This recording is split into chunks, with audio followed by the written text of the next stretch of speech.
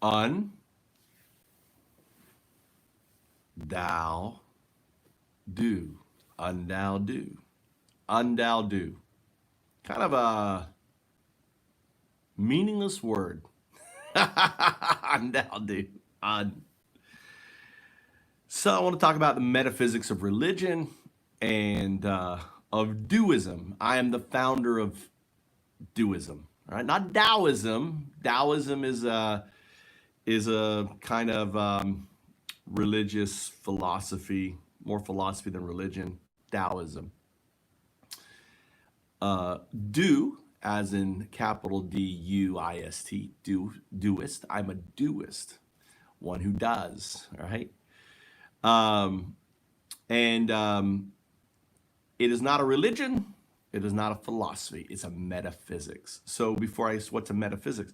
A metaphysics is basically your outlook to reality. Your metaphysics is basically the why of why you exist. The why, right? Now you may say, well, how is that not a religion? Well, religion is basically using some sort of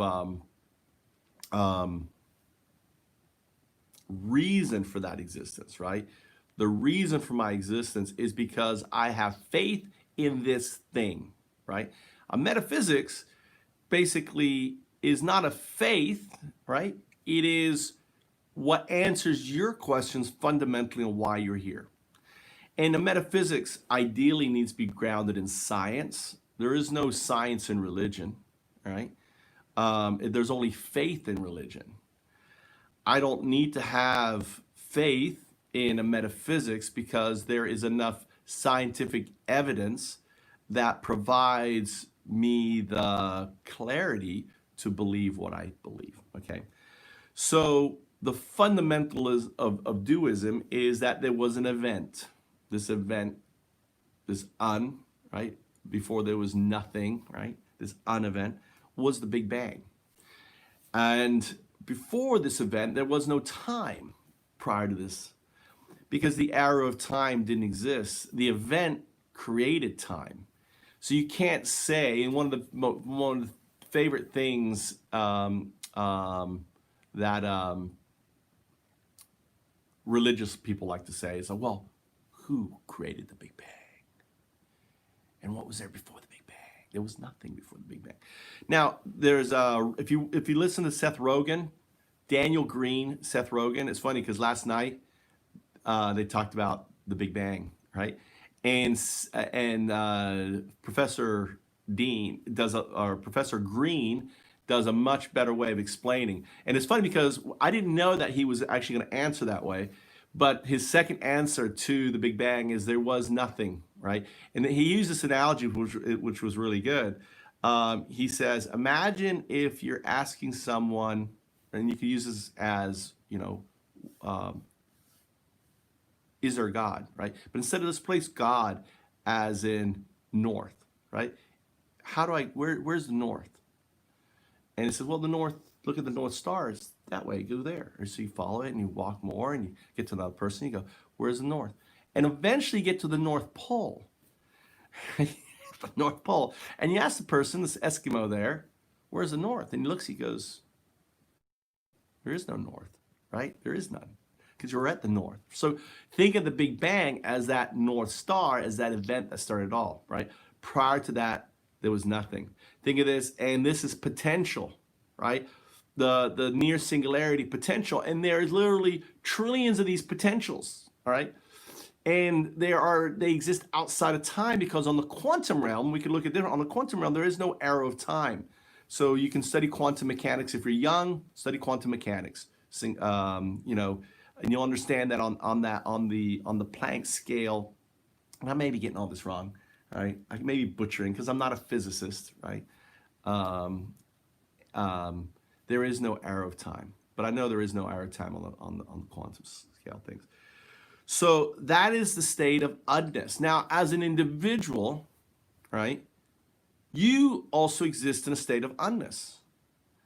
At our, and you can think of it as our birth, we awaken, we're kind of a tabula rasa. There is epigenetics, or there is information within our system based on the experiences. But what defines us as an individual ultimately are three things, undaudu. Everything can be tied to three.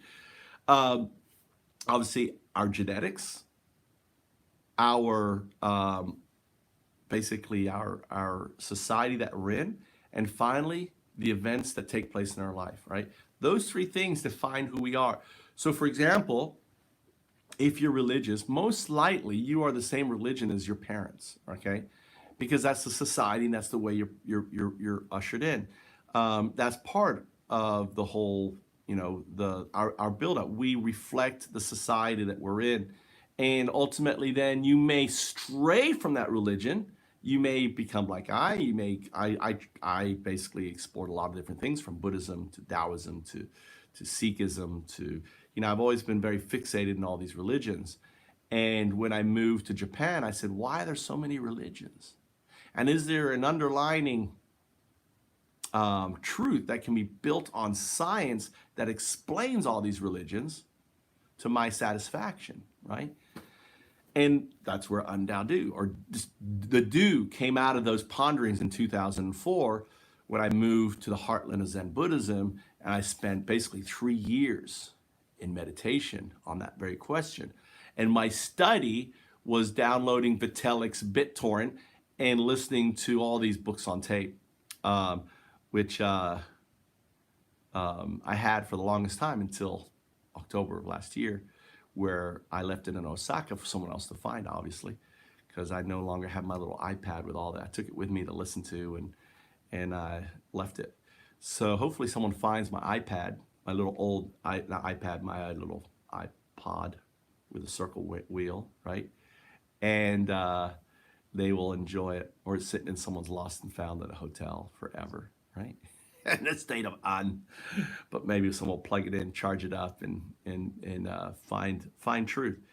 So the that exploration of that question led me to many different realms, but ultimately quantum mechanics is what provided me the insight. Because you have to understand, Jesus, Muhammad, all of our religious forefathers did not have quantum mechanics, all right? They did not understand that. However, some of the things that they said, and here's a really good one, is Alan Watts. Alan Watts is this amazing sadhu, right? He was a sadhu. He was an awoken one, right? To say the do, sadhu. And he described string theory and quantum mechanics in the 1960s didn't exist as a musical note. And if you look at string theory, they describe the string as the way the string vibrates defines the kind of not an atom, what makes up the particle, right? Or the wave, or whatever it is, right? By the vibration of these strings, describes it. And here's a guy in the 1960s. So I strongly recommend, if you really want a really good teacher, I'm not a teacher, okay? I'm not here to teach you. I'm just sharing with you my personal experiences and my path, not as a way to educate you, but as a way to inspire you to seek that education yourself, to seek the truth yourself. And Alan Watts is a very eloquent speaker. And I wouldn't say I believe in 100% of what he says. I still think that he was pretty much 95% correct. And he was still clouded in 5% of dogma. And I'm not here to criticize Alan, but to always keep an open mind on whoever you're listening to, because there is dogma in what they say. Even what I'm saying is going to be dogmatic in certain expressions in certain ways. And that's just the matter, because I am defined by my genetics, my society, and my experiences. Undoubtedly, right there, those three things. So keep that in mind always when you're listening to someone. So the foundation of all of these religions, all of these things, comes from a lack of vocabulary that quantum mechanics provide us. And I really believe that if for example, if Sadhu, Jesus, or Sadhu, Muhammad, or Sadhu, any others, had exposure to this knowledge, would have written a different Bible, would have written a different thing. And it was a desire to simply communicate this connection. See, as a Sadhu, I feel connected to everything. I feel connected to the universe. I don't see myself as a separate thing to life and death. I see myself as it is the thing, right? I am connected to that thing. And this experience I'm right now is merely an expression of that thing, right? It is not a separate, I'm not separate from that thing, it's just an expression. So of the fundamental underlining thing that I call the do, the distributive unconsciousness.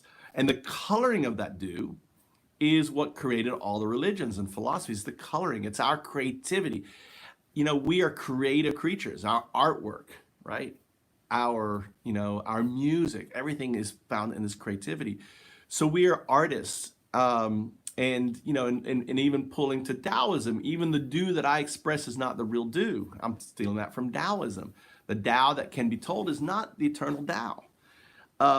And basically, what in Taoism, what they're saying is you cannot know it, truly know it. But I would respond as you can feel it, right? I can feel the do. I can feel that connection to undao do, and undao do is just a metaphor of the do, right? So religion is merely the coloring of the do. So an atheist, you say, well, then what is an atheist? An atheist doesn't believe in it. Say, no, an atheist is one who believes that you shouldn't color. That's all an atheist to say. Why do you need to color the do? It's beautiful the way it is. And I can sit there and talk to an atheist in the sense, okay, you are, the thing that you call dark matter is the do. The thing that you call the arrow of time is the do. That's the event, right? The event.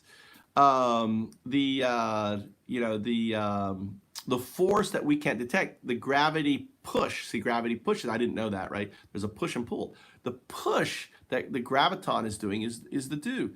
There is a fifth state of stuff, right? There's a fifth state, and that stuff is this entangled stuff that you cannot look at, right? Just as you can't look at as an electron, you can't look at the do, because it's inherent.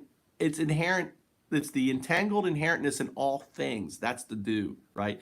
It's that inherentness in us that connects us to that event. We are just a manifestation of this event. That's all we are, okay? We're an expression. We're the flowering of this event. And we're merely, in a way, as Carl Sagan, or adapted to Carl Sagan, we're the consciousness of this do, distributive unconsciousness, wondering, who am I? So our quest of who am I, why am I, is just that heartbeat of everything.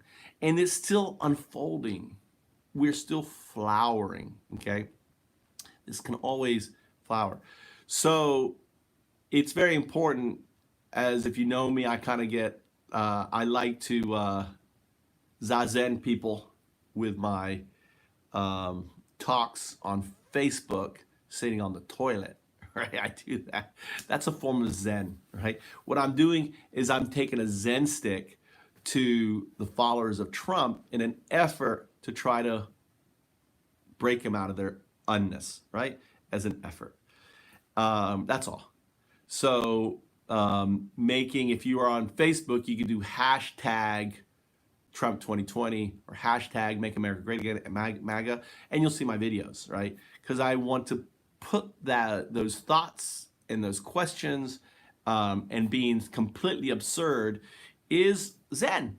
There is no, if you talk to two Zen teachers, they'll say two completely different things as a way to shake up and get you to think. That's the whole idea of Zen, is to awaken you. So I pull from some of the, from Zen Buddhism, Sikhism, and other things, and as the foundation, Taoism as a foundation to the Doism. And Doism to me is merely an explanation of why all the religions and how everything exists, or even why the lack of religion as an atheist who just doesn't want to color. So in Doism, you basically have a metaphysics that explains. So you can be, for example, a Christian Doist, and that would be a small D-U-I-S-T, Christian Doist. You can be Islamic Doist. And all you're saying is that the foundation of everything is this do, and I am coloring it, into this Judaism Doist, right? I'm a pure Doist. So, and I've talked to religious people, and I said that's all it is. There is no mysticism in Doism. All it says is that the foundation of everything started as near singularity. This singularity event happened. There's the Tao, right? And it's flowering, and we're the flowering. That's it. That's the extent of really pretty much Doism. And the coloring of it created all the religions, or the lack of them when it comes to an atheist, which basically says, I don't want to color the do. That's the metaphysics of distributive unconsciousness. So Undao Do came out of me and my best friend Mike were on an airplane flying to Shanghai for the Ethereum conference in 2016. And we were like saying, this guy needs a name. This guy needs a name because he's our logo, right? And who are we going to call him? We got to give him a name, right? And we want to be something new. So who is that, right? And that's where the Undao. And the Tao simply comes from what's coming out of his head. There's the Tao, distributive autonomous organizations, DAOs, Undao, right? The do I knew, and people who don't understand. Just came from not understanding. So they're the uns, the dows, and the do's. So there's Undao Do. So we wanted to have a meaning behind the name that ultimately now has become part of this kind of totality, right? So if I teach Undao Do to my kids, and through an elementary school, people with if you've listened to my talks, you've heard me talk about it, you people with a smile. You yourself with a smile. If you're feeling upset, find a reason to smile. Think of someone you love. Listen to music that that moves you, right? Yourself. Because there's plenty of evidence that by smiling, you release these endorphins and everything else. You'll feel better. So smile, help. It's so important that we help one another, especially at time of coronavirus and everything else. I try to structure my life. My housemate is a homeless guy. Undao. I call him Undao. You may have seen pictures. He's a black guy, right? He's got the upside down cross on his forehead. He wears a swastika, right, around his neck, right? He's the epitome of an right? He only has an 8th grade education, and he's like a brother to me. But he's Undao. He's my first deshi, my first student. Reluctant student. Yeah, doesn't learn anything, but that's fine. That's an You can't undo someone. You can't them. All you can do is maybe whack him with a stick and like a zazen, and they'll start the thing. Not literally, right? Figuratively. Well, unless you're doing Zen, and it is literally, right? You'll get whacked with a stick when you start to fall asleep. But ultimately, you have to make the choice to yourself, right? And you yourself with sadhus. And a sadhu could be Daniel Green, could be a physicist, it could be just a search for truth. And when you start that journey of unning, then you become a Tao. You become a Tao. You become basically self-actualized. And self-actualized, and Taos are easy to recognize. A Tao is someone that you can go knocking on their door and recruit them into the Jehovah Witness, right? The Jehovah's and all these religious people trying to recruit, they're looking for uns, people who don't understand, who can't find their way, in order to bring them into their fold, whether it's a church or anything else. You know, they're, in a way, it's a form of manipulation. Because why? They want their donations. They got to keep their organization going. They need their contribution. They need their money, right? So, and if you read the Gospel of St. Thomas, there is no church, right? The truth is within, without. It's undoubted. It's both here and there. There is no death, because when you exist in the do, you're already home. So when you die, you're just going home. When you're alive, you're already home. So you're existing in that thing that already is there. And there is no separation. Death and birth is just a natural cycle. You're going in the do and out of the, you're in the do and in the do and in the do, in the do, in the do, in the do, in the do, in the do, in the do. That's all you're doing. You're in the do. You're in a different state of do-ness. You're in the aware state and you're in the holistic state. So when you return, you say, well, what is death? You're just returning to the ocean, okay? It's kind of like I'm a barnacle out of the ocean and then I'm returning to the ocean. The ocean is still there. Well, it's not a good analogy because, or let's say I'm a barnacle in the ocean and I'm then returning to the ocean. So let's imagine the do is the ocean. So not outside or inside. The ocean is still there. I'm still in the ocean. Like the breath we breathe.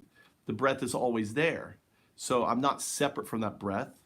But we live in, in this idea of separation. We live in this idea that, we can live outside the water, inside the water. So in our mind, the way our mind is built is we have that separation. But in reality, when you think we all came out of this near singularity, there is no separation. The singularity is still, the event is still happening, okay?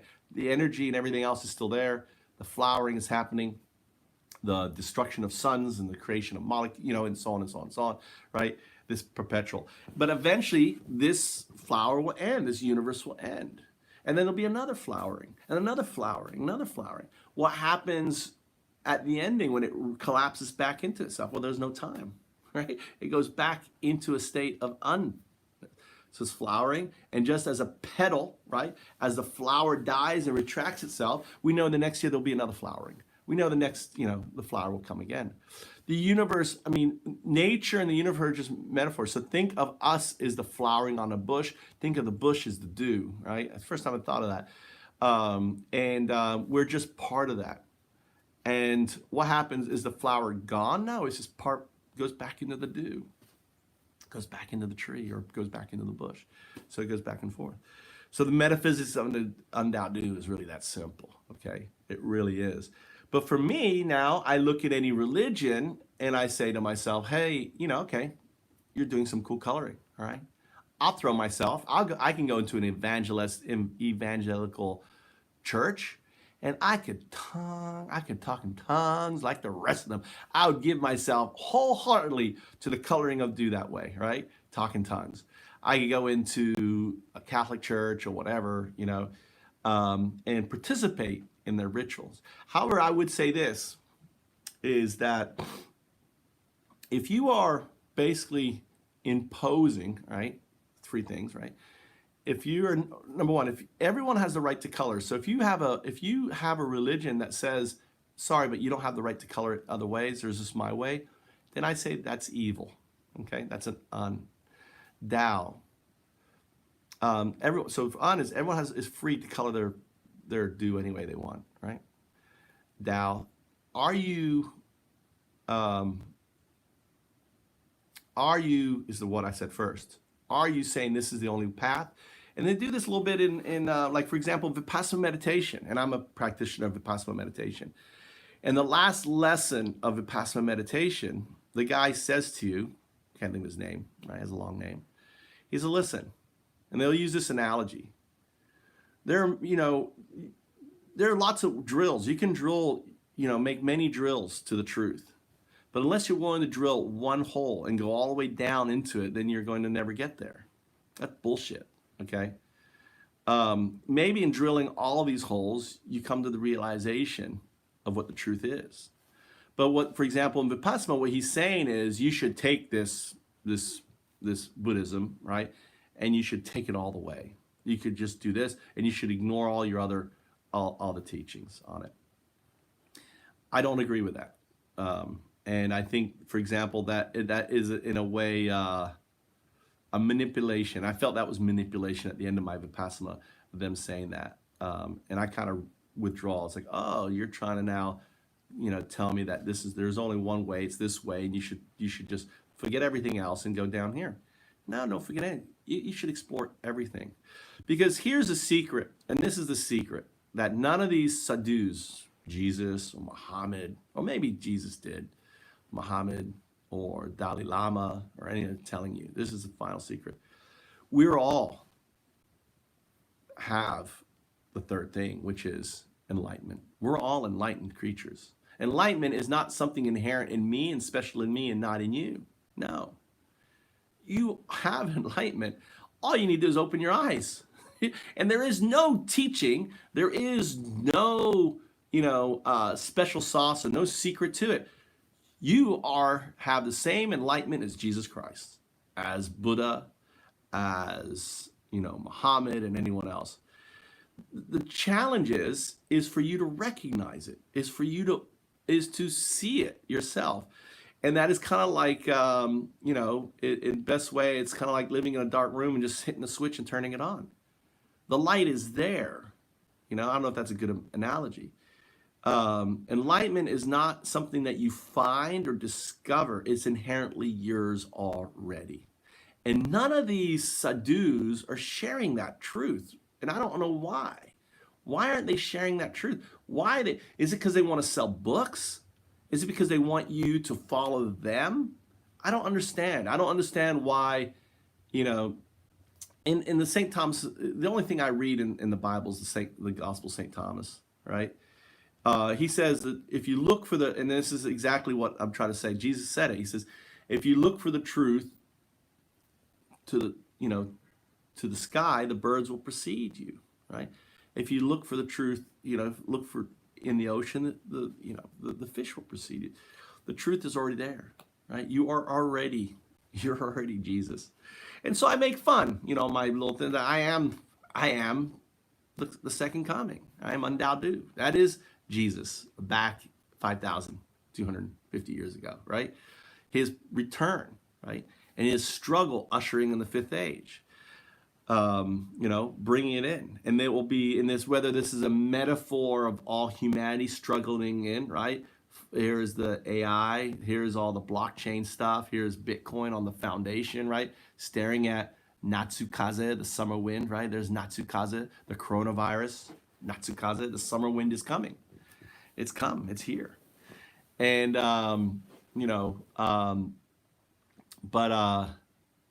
that's the reality is enlightenment is inherent in each and every one of us. And when you do find that enlightenment, as Alan Watts thinks, you all of a sudden realize you're Jesus. You realize you're a God, right? You are it. Because when you exist in the do, then you have this sensation of this totality, this immortality, that this thing that I'm experiencing right now is merely a transition, right? And also knowing the comfort as the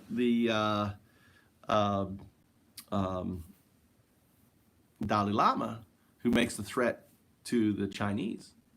I'm not coming back. I'm not coming back. This is my last. I'm going to stay in the do. I don't need to come back and have another experience of life. I've enjoyed it. There is no reason for me to do it again, right? So I'm going to enjoy just being one in Nirvana, being one in heaven, being one for eternity. And yeah, there are no 21 virgins. It's better, right? There is none of this, like this idea of all of the stuff that you don't have. It's even better than that. The closest way for me to express it is how plants feel. Plants exist in this complete harmony, right? Even cutting down a plant isn't pain to them. It's just kind of like a like a disruption to this harmony. Not a disruption, but like a, what's a word? Just like a break, right? It's like, oh, there's this pure harmony, and then there's like a just think of it like a electric, like a, I don't know, like a pulse, right? When I did DMT, which ayahuasca, right?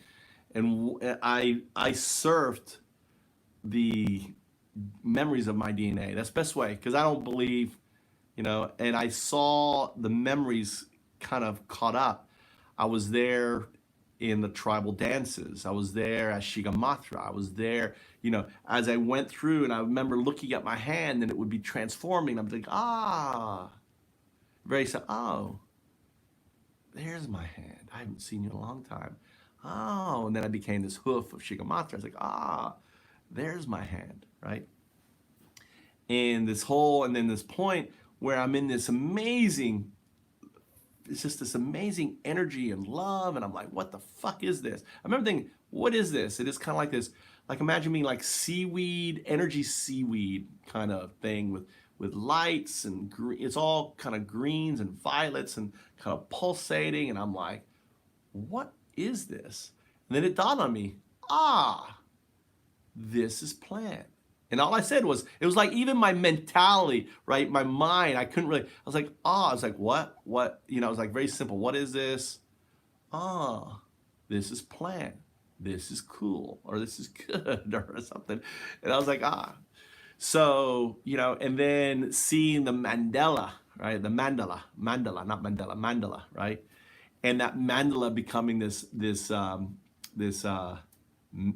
it's the do, right? And you look into the mandala and you see more of it and more of it, and you're just looking in and looking in, and you do this deep meditation. I just go into this really deep focus, right? And just staring into, I'd like do this sign here, and I'd be staring, I'd trap this mandala right here, and I'd be staring into it and staring into it and staring into it, and going deeper and deeper and deeper, and just going into it, and then all there was the do. There's nothing more. That's us staring right into the do. The fabric, right? I was trying to see past the do. I was trying to see what is behind the do. What is behind that shadow? What is there? And all there is the do. And this,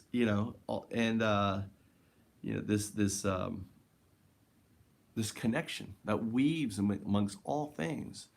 And this, and it's kind of like that feeling when you, it's kind of a visualization of that feeling of connection between everything.